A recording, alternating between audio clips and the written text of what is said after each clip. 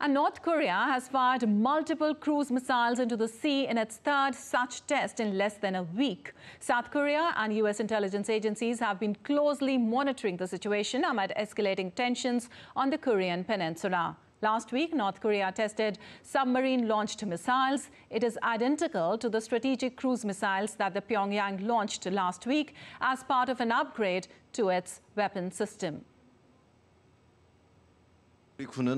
Our military detected multiple unidentified cruise missiles launched from the North Korea's west coast around 7 a.m. today. And South Korea and the US intelligence authorities are analyzing details. While strengthening surveillance and vigilance, our military is closely cooperating with the United States and monitoring North Korea's activities.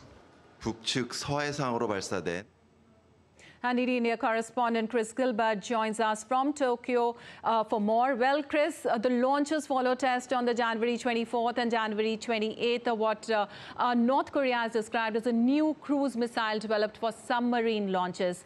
These come amid heightened tensions in the region against South Korea, US and Japan nexus. How can we see that?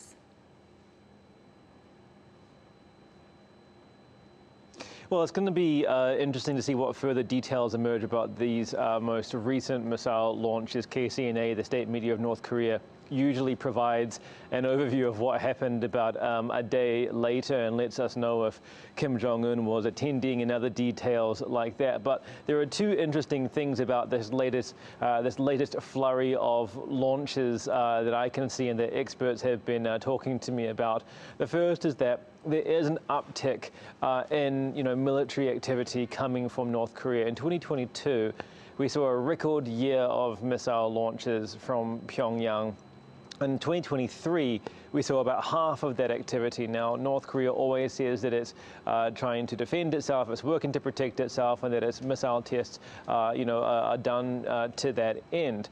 At the moment, we are seeing a slight uptick in that activity, suggesting that tensions are rising again on the peninsula. The other interesting thing is that unlike other missile launches we've seen, which have been single ultra-long distance missiles that were launched in 2022, bringing all of the United States within range, we're seeing lots of short-range missiles, anti-submarine missiles fired, either side of the Korean peninsula, suggesting that North Korea is much more focused on its immediate surroundings and its immediate borders at the moment.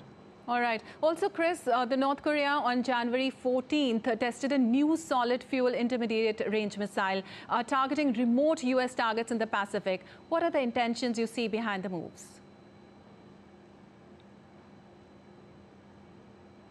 Well, the solid fuel missile empowers, any country which has it to effectively, store the missile fueled up and to launch it at short notice. And this is meant to be, a threat to the United States, to South Korea, to Japan, that any attacks or perceived acts of aggression against North Korea can be responded to, strongly with the nuclear capabilities, but also swiftly.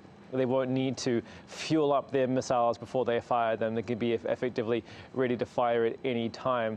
It needs to be remembered that North Korea and South Korea are in a state of war, and they had been in a state of war since 1950. But experts question whether it's in any either country's interest to begin provocations again, especially not North Korea, as it's significantly outgunned. And looking ahead into the future, there's of course a wild card hanging above all of this, which is the US elections, and questions about what would happen if, for example, Donald Trump was to return to the presidency of the US. Experts have said to me that that would throw everything up in the air all over again. So the situation as we know it might not be the situation a few months from now, depending what happens in those elections. All right. Thank you so much.